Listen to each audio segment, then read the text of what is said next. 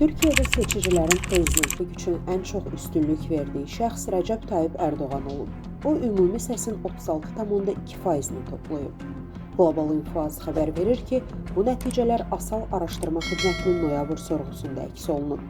İkinci sırada Ankara Böyükşəhər Bələdiyyəsinin sədri Mansur Yavaş, üçüncü sırada isə İstanbul Böyükşəhər Bələdiyyəsinin həbsdəki sədri Əkrəm İmamoğlu qərarlaşıb.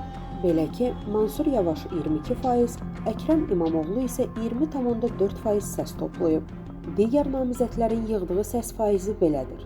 Səlahəddin Dəmirdaş 5,6%, CHP sədri Özgür Özəl 3,2%, Hakan Fidan 3%, Musavat Dervişoğlu 2%, Ümid Özdağ 1,5%, Fatih Ərbakan 1,4%, Yavuz Ağralıoğlu 1%, Əli Babacan 0,4%, qərarsız fikrim yoxdur isə 3,3% olub.